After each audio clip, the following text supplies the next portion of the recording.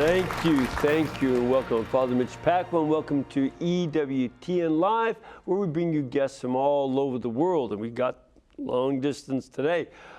Wonderful show coming up with dealing with a priest who comes to us from Egypt to talk about the Christians in the Middle East. But before we get to our guest, I want to also mention that today is the feast of the great Saint Dominic. He was born in 1170 AD in Spain. He became a canon of the Cathedral Church and was well trusted by his bishop of being a really fine priest. So that when the bishop was sent by one of the kings of Spain up to Denmark, St. Dominic accompanied him as his assistant. And on the way back, he came across a major problem going on in France, southern France. Heresy known as the Cathari was raging at the time, and they were causing great deal of turmoil. They even made suicide semi-sacramental. It's almost a sacrament for them because they hated the body. They thought the body was so evil that only the spirit is good. So if you starved to death, that was a good thing. And if you couldn't quite finish self-starvation, they just might help you with a pillow over your head. So he felt called to evangelize these folks, and he did.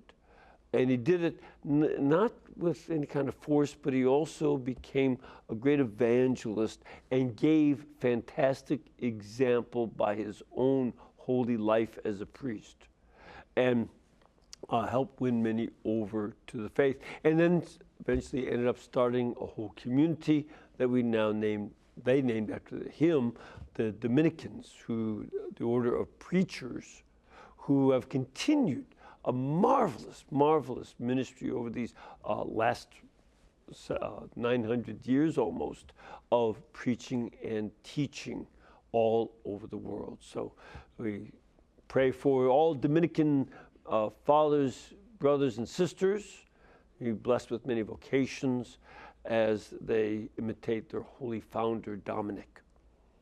Now, before we also get to our show, I want to mention that we have a little bit of an update from John Elson. He is EWTN's Director of Program Acquisitions and Co-Productions. John, how are you doing? Great, thank you so much. So what you got for us this time? Well, we're again very grateful to our viewers for their spiritual support, obviously their donations as well that allow us to, this Sunday at 10 p.m. Eastern, Sunday, August 12th, to present Bravery Under Fire. This is the story of Father Willie Doyle, who was an Irish priest, born in 1873 outside of Dublin, who at 24 years old was ordained a Jesuit priest. And he was famous at the time for his preaching, his spiritual direction, and was very well known in the country.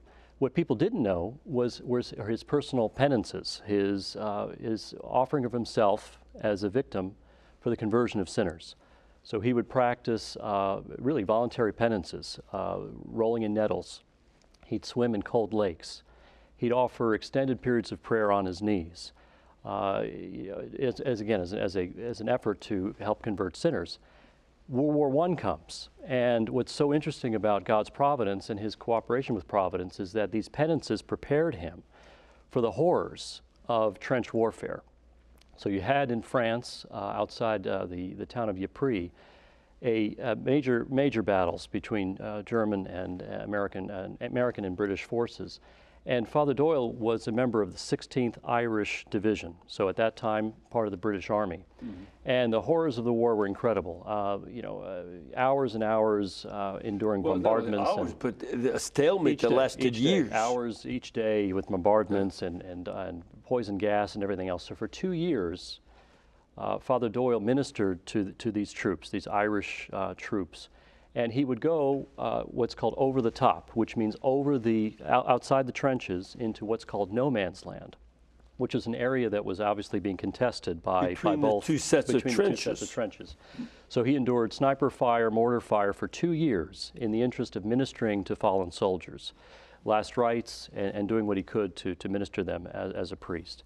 What makes him remarkable is not only did he minister to the Irish and Allied troops, but he ministered to the German soldiers who were captured. And there's a story that we document in this docudrama where he encountered a German soldier. They found out that they both spoke French, and he made great efforts to let the soldier's family in Germany know that their son was safe.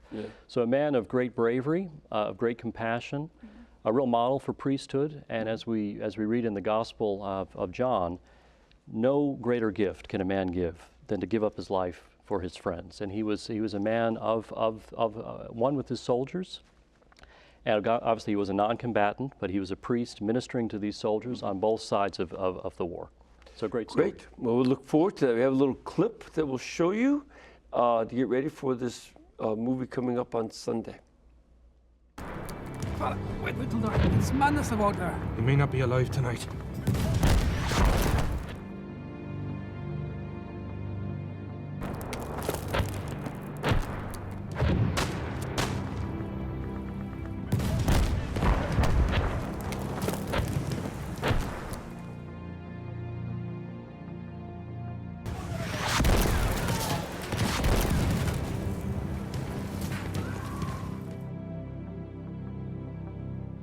He went far beyond the call of duty. Nobody would have complained about it had he not.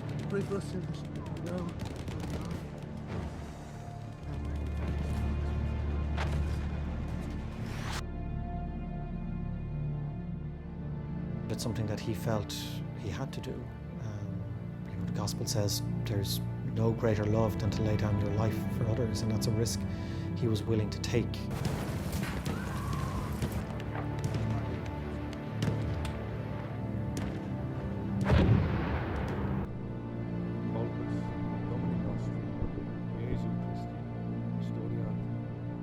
Priestly or a God warrior in some respects.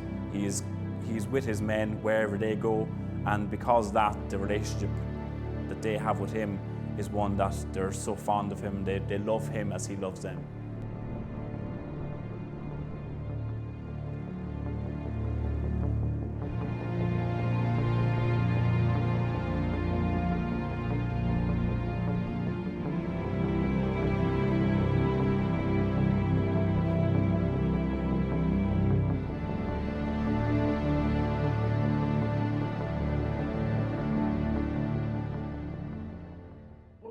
We're looking forward to seeing Bravery Under Fire. That'll be Sunday, August 12th at 10 p.m. Eastern Time. You can go to EWTN.com for more airtimes and info. We'll be back in just a couple of minutes with our guest, Msgr. Joachim Schroedel. So please stay with us. Thank you, John. Thank you. Thank you.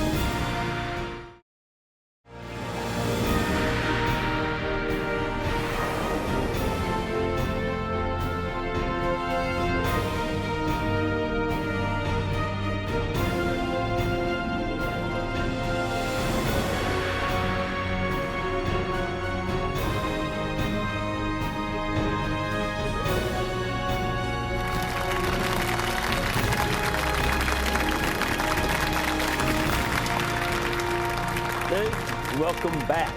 Our guest tonight has spent many years ministering to German-speaking Catholics in Egypt, and perhaps some Egyptians who speak German. And he's here tonight to give us some insight into some of the joys and the struggles of living life as a Christian in a predominantly Muslim country, but a very special Muslim country, to be sure. Egypt is very distinctive. So please welcome Msgr. Joachim Schroedel. Thank you. Thank you, Father. Thank you. Great pleasure and honor. أهلا وسهلا. أهلا بك. شكرا. thank We you. should not continue in Arabic. No, we'll stick with English. But it is great because you live in Egypt. How long have you been there now? Well, I started in 1995, last century.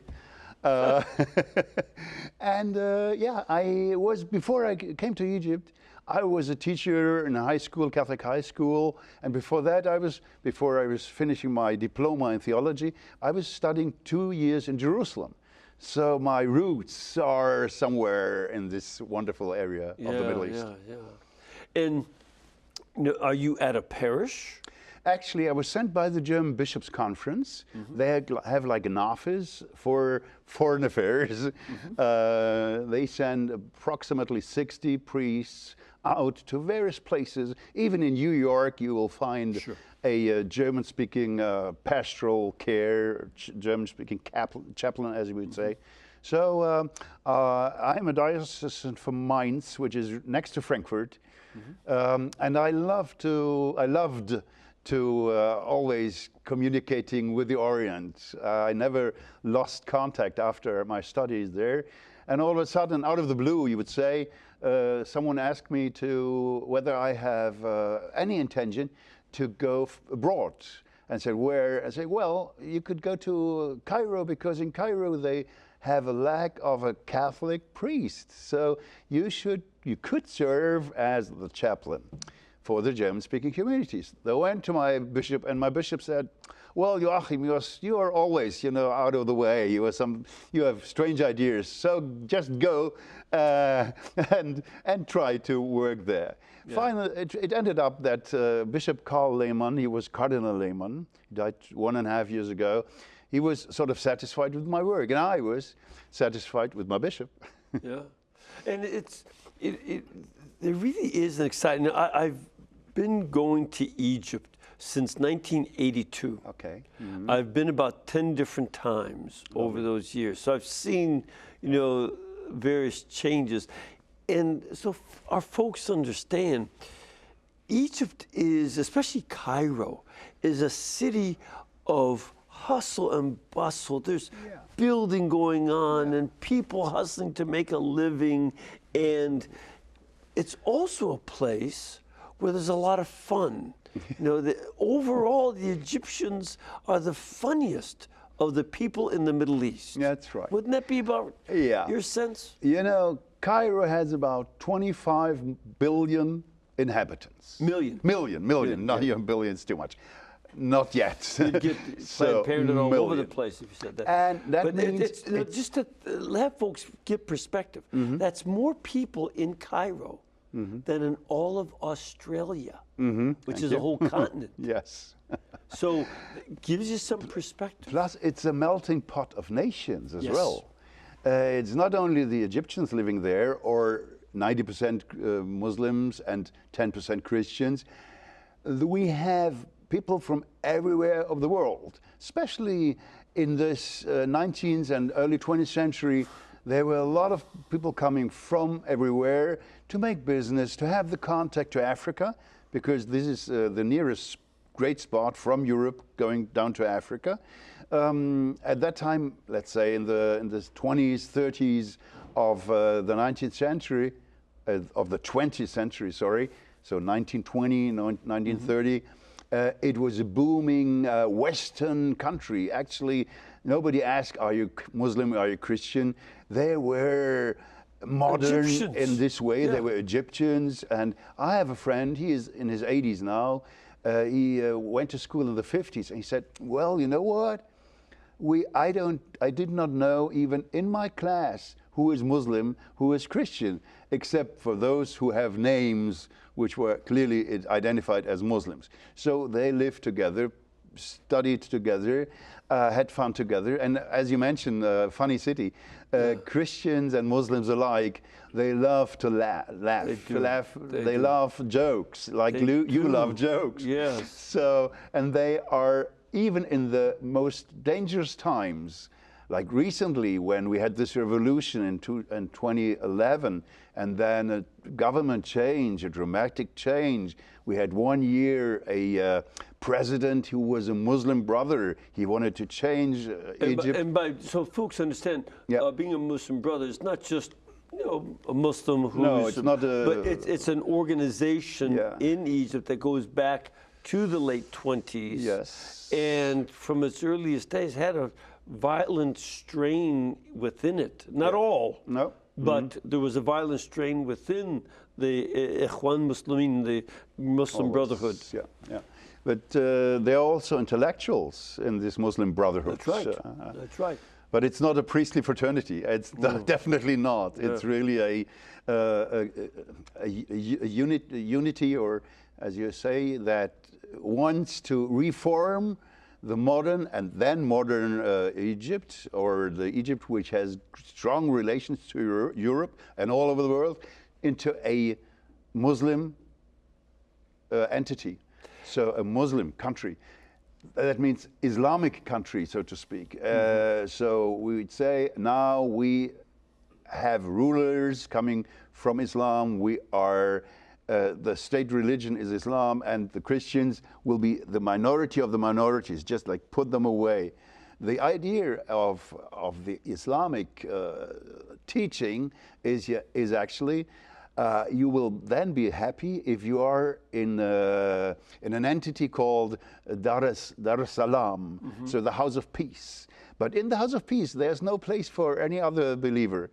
But if it's a mixed entity, like in Germany, we have a lot of Muslims. You have in the States, different regions, Muslims. Yes. But whereas we in Egypt, we are stable, we have 90% Muslims, and they are friendly. As we say, they make, still now they make jokes. When it was a hard time, they were still optimistic, and that, no, we don't want Muslim ruling, not Muslim sheikhs ruling us. Sheikh is a Muslim clergy guy. So nowadays, Christians and Muslims are, in a way, still brothers, but the Muslim society has changed a lot. And let's say, even in '95 when I came, the Christians, the Muslims were very modern. You could hardly see a lady veiled. Now, when you see a lady unveiled, she's a Christian. Yeah. All the others, let's say 80% of them are veiled, which is a sign of I'm a good Muslim. Right. It's, and one of the things too about the Muslim Brotherhood is that it was a reaction against a number of modern movements. The British had made Egypt their protectorate. They, after World War I, and even before, they had a great modernization. Right. They didn't always like the modern stuff. King Farouk, who eventually ruled Egypt, was secular in mindset. Absolutely. And with secular culture also comes corruption of morals and governments and so on. And they were reacting against that. Yes. And there's this tension between secular governments, such as then, Nasser started a very secular, nationalistic government. It's always reacting against that modern corruption. And if I may add, yes, on the other side of the Mediterranean, there's Turkey. And in 1923, Ataturk wanted to remodel his Islamic state into a modern state. Right. So he separated religion from state. Yep. Whereas in a normal Muslim society, state and religion are mingled even. Yeah, well, before he was in charge, the Sultan they had was a sultan as the political leader, but a caliph was also the religious leader. Exactly. Yeah. So when Hassan al-Banna, this was the founder of the Muslim Brothers, reacted, as you exactly say, it was also a reaction not only to the English modern inventions, stuff like that, but also against the Turks. There were ideas like, all right, the Turkish friends, were changing the system. They want to modernize it. We react. Now we are better Muslims even. Now we have to react. So there was a motto of the Muslim Brothers, Al-Islam al-Hal. Islam is the solution for everything. And the other side of the tension is that you had movements beginning in Syria that were also nationalistic. Yes. So that it was started by a Christian, Misha Aflak, but this idea that we'll just be Muslim, have national identity as Muslims across the whole Muslim world, and religion will be unimportant. That was the tension. Yes. Between, and this is Muslim Brotherhood is a reaction that under President Morsi became threatening to the Christians. Yes. I was an eyewitness, an eyewitness of this time, and the change after Mubarak, then like 1 year a military regime more or less, then so-called free elections, which were not free after all. And then this Muslim Brotherhood guy named Mohammed Morsi came, and within 1 year we felt, Father, like coming a dark cloud over us, like today here, when all of a sudden, oh my God, it will rain, just take care, take an umbrella. And people, and not only the Christians, also good Muslims said, okay, Muslims, for example, they said to me, okay, I'm a good Muslim. I'm praying 5 times a day, but I don't want a regime of Muslims. I want to be a modern, living in a modern country. I want to have freedom even to drink alcohol if I want, which is normally forbidden. And this guy, Mr. Morsi, he was really so strict, he intended to stop ballet, for example, because he said this is a Western idea. He even wanted to stop classic European music. He said, no, we have our wonderful own music. He wanted to close the Opera House in Cairo, which is one of the really cultural focuses and points, Absolutely, modern. it's very famous. I mean, Giuseppe Verdi first performed Aida, Thank you for this that. great opera, right next to the pyramids. Yeah, absolutely, yeah. So it was not, coup d'etat, as the French would say. The military went to throw the regime over.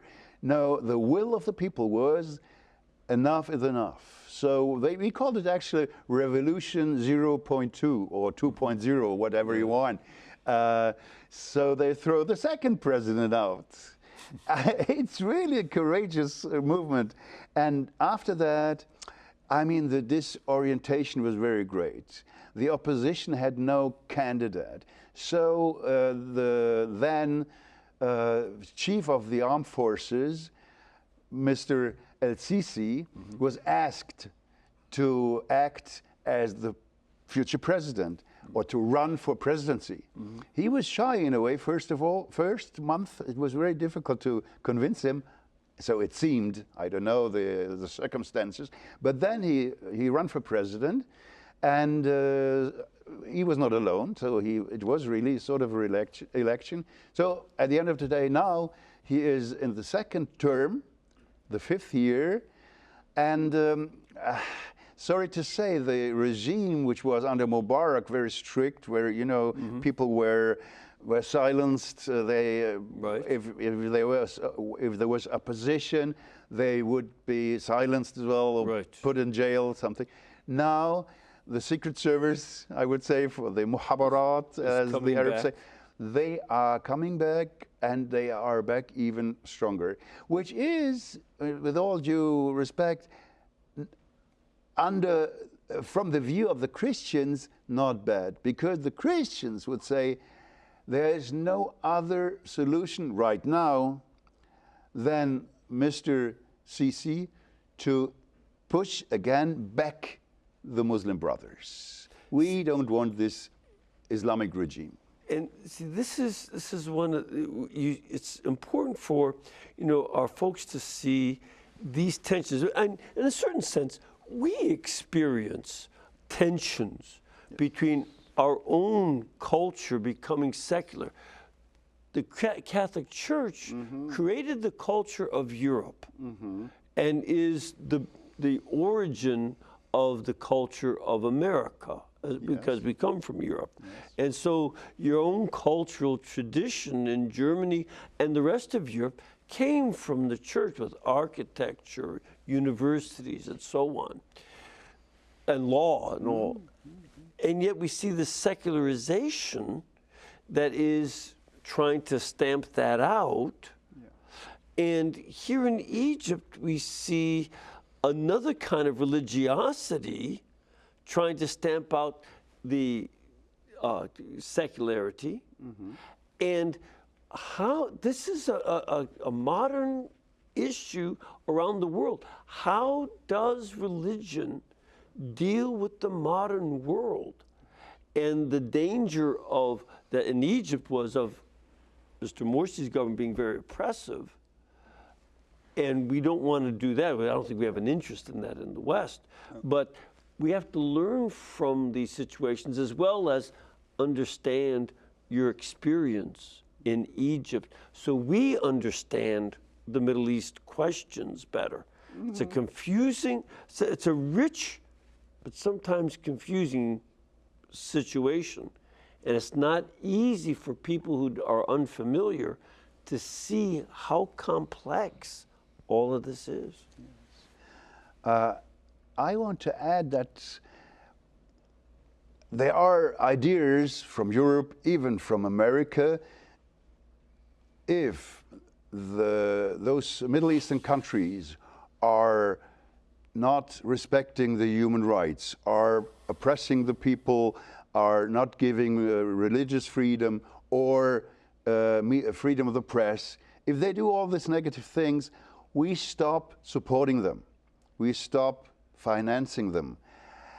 I would say, please don't do that so rigid, because then the movement against the West and the re-Islamization would be even stronger. Right. Because they would say, hey, the only weapon we have is our Islamic identity.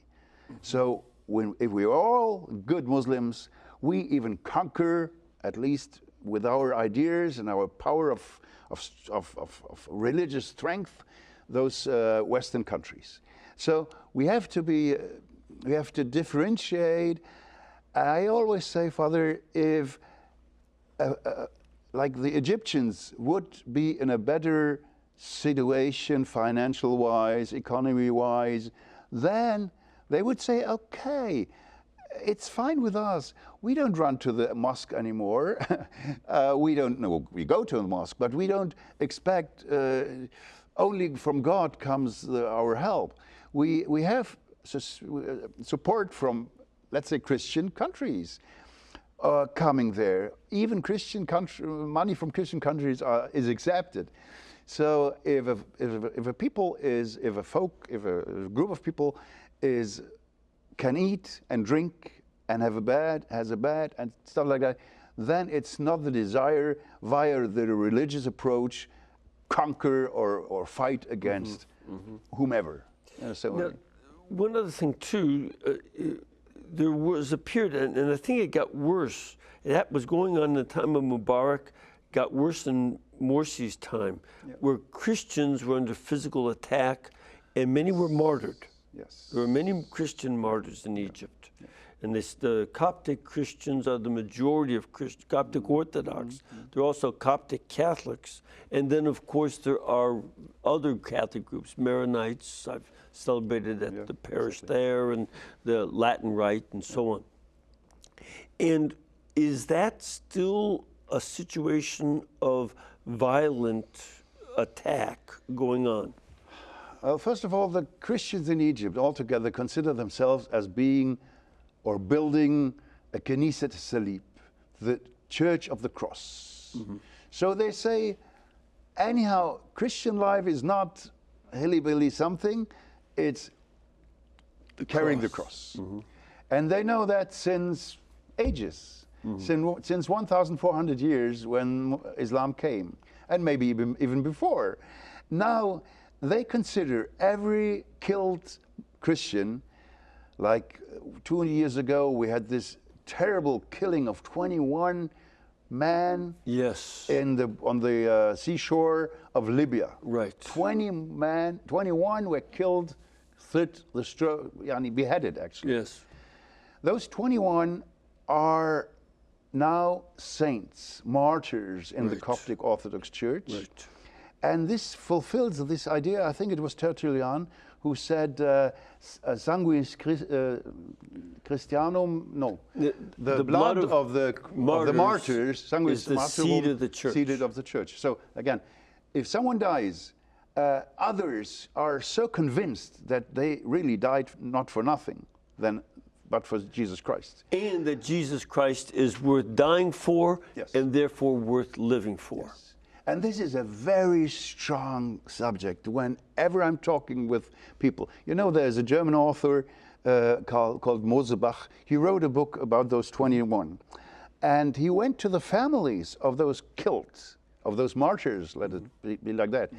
And he wrote that whenever he spoke to even mothers, they would not say, "Oh my God, I need revenge. Those people has to be trapped and to be in jail or even killed." No, they say, "We have to forgive them." Imagine a mother saying, "We have to forgive them, but I know as well," the mother continues, "my son is in heaven because he died bravely for Jesus Christ. He was not converting because they gave them the chance." Right. If you want to convert to Islam, then you live. Like in Roman And times. there was even one of the men who was not a Christian. Right. He was, I think, just traditional religion of Africa. exactly. He And was he black. said, "I don't know their God, but I'm going to die with them." Yes. You know. He himself was the first convert Yep. to Christianity Through their martyrdom. through their martyrdom. Yeah. We're going to take a break. We want to get some of your questions and your comments. So please stay with us, and we'll come back in just a couple minutes.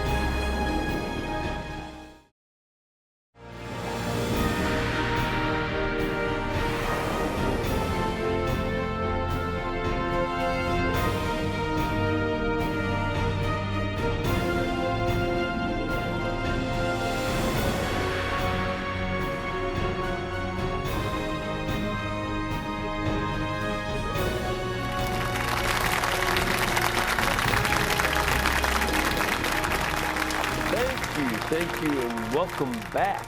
And we're talking with Msgr Joachim Schroedel, who lives in Egypt, and we're talking about the situation in Egypt, and it relates to other parts of the Middle East too. It's its own distinct country, but some of these tensions exist elsewhere as well. So we'll start off with a caller, if that's all right with you. We have Georgianne, is that right? Georgianne, you there? Yes, I'm here, Father. There you are. How are you? Fine, thank you, ma'am. Where are you from? I'm from New Jersey, Father Mitch. Great. And what's your question? Actually, it's a little bit of a statement than a question, and I'll be quick. It's very sad that Americans have the freedom to go to church, and yet they do not. And this makes me very sad. It's like a 75% drop-off in attendance for us Catholics. Mm-hmm. And for the Catholics that are in America, the heresies, the things that we have to deal with the modernism, it tells me as I pray and I hear, go back to the old ways. I actually wear a veil now and cover my whole body in a dress. It is appropriate. Now for Egypt and Syria and Turkey and the Holy Land, I would like to pray the rosaries. Well, I ask my priest for that during adoration. But what can we do as Catholics to we must strive with extreme effort to see that even St. Thomas Aquinas wrote that the Islamic religion is a brutal one. There's one God, we're all his children. And how can we, as Christian Catholics, provide our brothers and sisters with the food that they're not getting? Yeah, sort of what can we do to, as people from the West, to aid the situation? And just I want to, if I may make one comment, because I live in this country, I think your point about people not going to church on Sundays and not using our freedom of religion to exercise their religion, then it becomes no surprise that so many people don't care about freedom of religion because they're not exercising it. It's sort of like the way a lot of people's muscles are when they sit on the couch all the time. So, Father, yes. What is possible for Western Christians to do to be a support to the Middle Eastern Christians? This lady said a very, very important idea first of all, praying for them. Yes. Sometimes we think, well, prayer, nowadays, as I'm a German, and we have a 90% fallout for churchgoers, you know, so we have to pray for the Christian, for our brothers and sisters in the place where everything began. We have to really always to keep in mind, this is the place, Jerusalem. Jesus Christ was crucified there, and he rose from the dead. Even Egypt. Egypt was the cradle of civilization. Moses was there with the people of Israel. Mm-hmm. So pray and pray and pray. Don't stop praying. Another good idea is, if you can afford it, but it would be appreciated so much from all the Christians made in Jerusalem, in Egypt, not in Syria because it's too dangerous to travel, but especially in the Holy Land of in Lebanon. And Lebanon, you can travel as well. Yeah. Travel, try to build a group, or the parishes, the priests could arrange a group touring to the Holy Land. You would not believe how strong this sign would be. I tell you that, Father, within my 19 years of active work in Egypt, only once a bishop visited our country and visited the bishops of the country, even the patriarch. This was a blessing for us, but within 19 years, once a bishop who lives 4 flight hours away visit our Christians. This is not a sign. They were very disappointed that nobody cares. I mean, number 3 is financial support, which is definitely possible here in the blessed land of the U.S.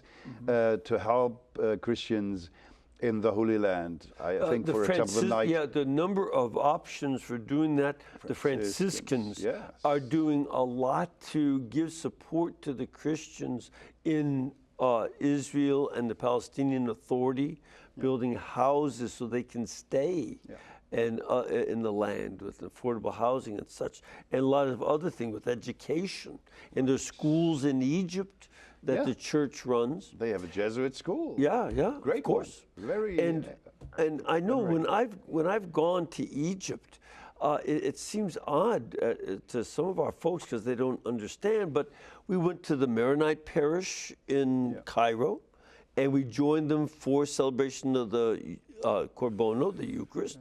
And because I'm bi-ritual, I can celebrate. Lovely. And when I took another group to the Coptic Catholic Church in Aswan, and they welcomed me to celebrate. I didn't know the rite, but they welcomed me to join. And the people liked it, that even though we don't understand, we're praying with them as brothers and sisters. Absolutely. And this is important. And it's also good for the non-Catholic Christians, the various Orthodox communities. You know, there's a tension sometimes, but it's the Christians I know in the Middle East recognize that despite our differences, first of all, we're Christians, and we're small number in a big sea of Islamic religion. So we have a stronger identity together than separately. And that's important to support the Christians in the Middle East. A Lebanese Christian once told me, you know, we are a smaller number, but we are the salt in the soup of the Middle East. Without the salt, it's untasty, the whole Middle East. You cannot enjoy it. Exactly. But with us, it's okay. And they might put a few other spices with the Christians. Yes. Father, where are you from? I'm originally from Sri Lanka, born and raised in Sri Lanka, ordinary priest for the Blessed Sacrament Order in 1993, but now I'm serving in Tyler Diocese up in Texas, and I'm the pastor of Our Lady of Victory Parish in Texas. Yep, yep. And it's I've been to his parish, celebrated Corpus Christi a couple years ago over there. It's great to see you again here, Father, and also gave a retreat to the priest of your diocese. Wonderful group of priests. I loved giving that retreat. We're always honored to have you, enjoy to have you. We're looking forward always. Thank you. So what's your question? Well, my question is to you, Monsignor Joachim, and I mean, I heard about the great work going on, the struggles, but I'm as a priest like to know how the young men and women are responding to the call of priesthood and religious life, especially in Cairo and in Egypt. Okay. Thank you.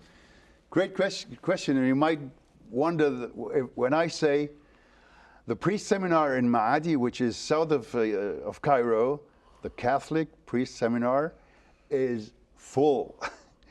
You have no place to stuff in all those possible candidates. And in the Orthodox side, just a few days ago, the Patriarch of the Coptic Orthodox Church, who resides in Alexandria. Yes, officially, this is always Alexandria is always the point, because St. Mark died there, the founder of the Church of Egypt. He ordered all his bishops to stop ordaining priests for 3 years because they have too much vocations.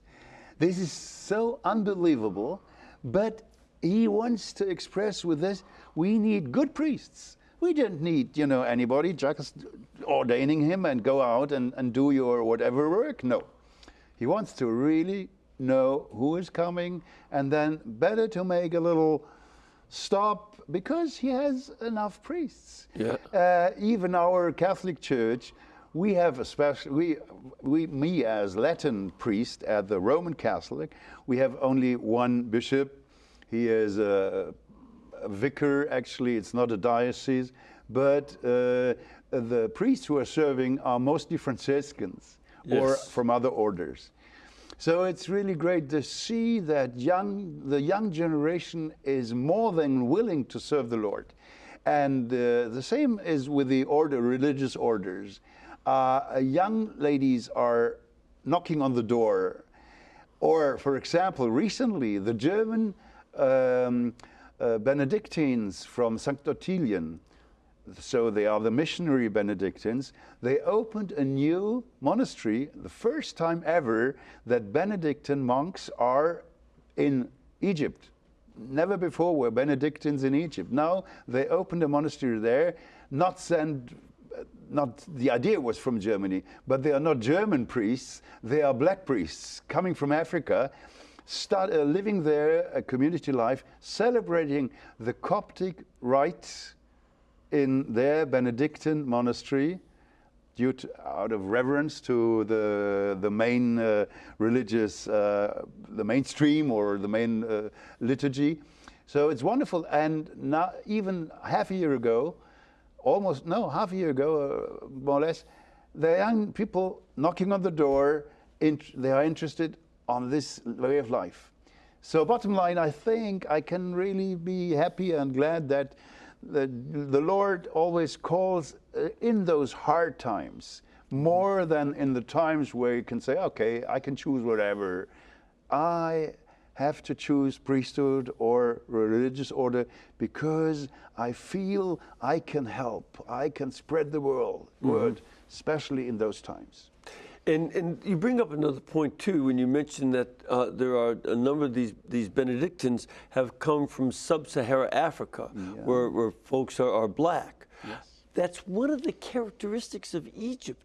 You mentioned all the diversity of all the different Europeans and stuff, but in Egypt you see people from blonde hair and blue eyes to the very darkest black skin and black hair, and it's all mixed, and people don't care. No, that's I didn't find racism in Egypt. It was religious differences, but racism, they didn't care. Yeah, you know, it's more or less. It's more like there's always some racism from stupid people. Yeah. But in general, no. I mean, I have a clean man. He's helping cleaning my house. He's from Ethiopia. He's black. Yeah. So my driver, he is a Muslim. He is in his 70s. He is a normal white Egyptian. They love each other. It's just that's wonderful. And by the way, the Ethiopian is a Christian, and the other guy's a Muslim. Yeah. They still love each other. Yeah, it's wonderful. We have another caller. Hello, John. Hello, Father Mitch. Hi, John. And what is your question?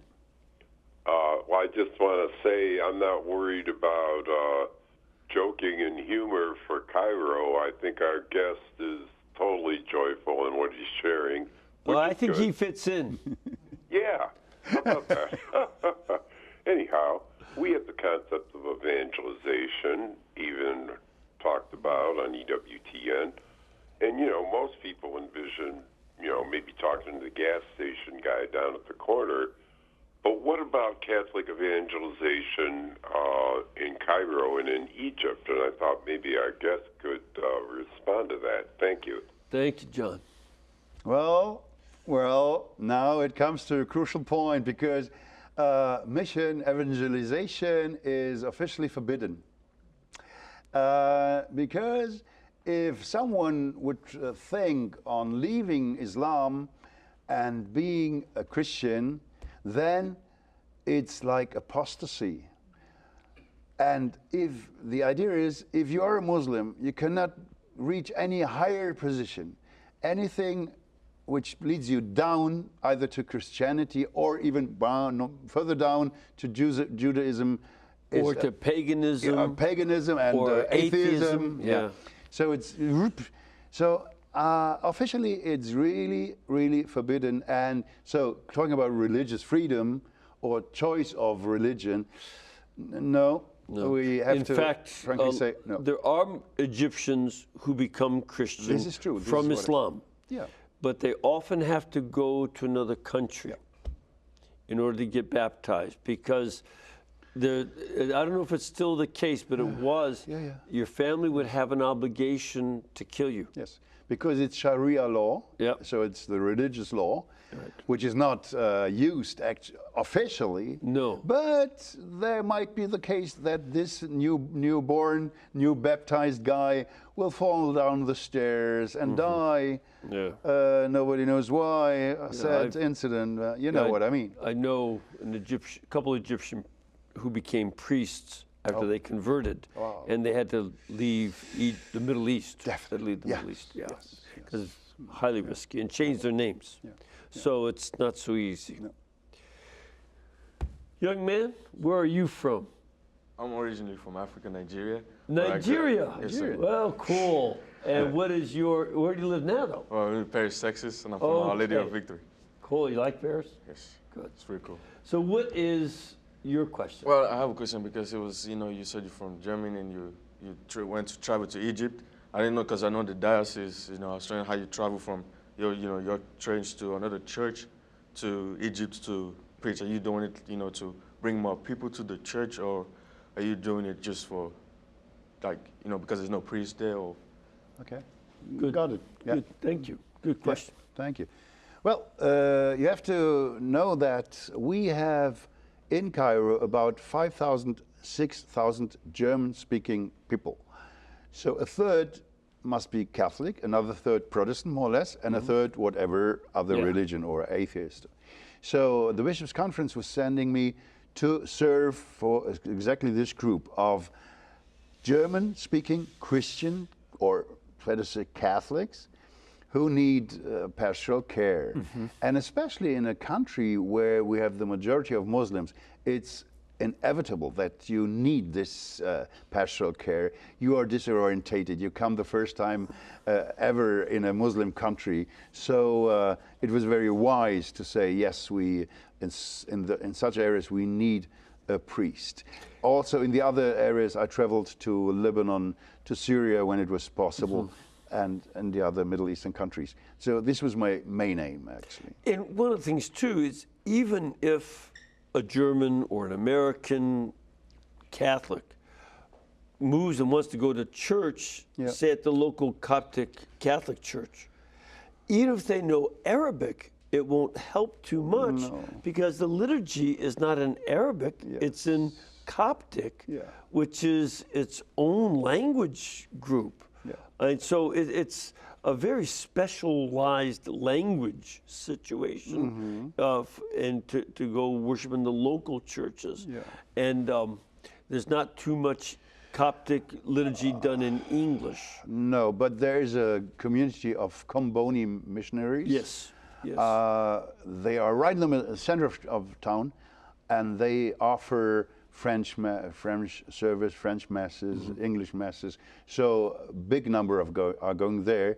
But still, I myself receive other languages. So when I know in advance, I change my language. I say in English mass and French mass. Or, which is also very interesting, because I'm in a way also loving the old rite, the traditional Latin rite. So on Sunday morning at 7. I have a little congregation, the Hungarian ambassador, a French lady, a Spanish lady, a Great Britain guy. So it's we have one language, which is Latin. And it's very nice. People enjoy this And what this service. brings out to you, young man, and all the other young folks that are out, learn lots of languages. So you can understand Mass in different places, and if you become priest, to celebrate it in different places. That's been for both of us. We both do well with language, so have a good time. That's right, Father. But one of the things that transcends language is that we are both out of time. Has nothing to do with language. So I want to thank you, Monsignor, for being with us. Father. It's a delight. It's a pleasure. And to be able to deal with these situations. If you join me in giving a blessing. May Almighty God bless you and keep you and cause His face to shine upon you. By the intercession of Saint Dominic, bless you all. In the name of the Father, the Son, and the Holy Spirit. Amen. And we can bring Monsignor, who's also doing a series in German for our German feed, as well as all the other shows and the guests that we have, only because the network is brought to you by you.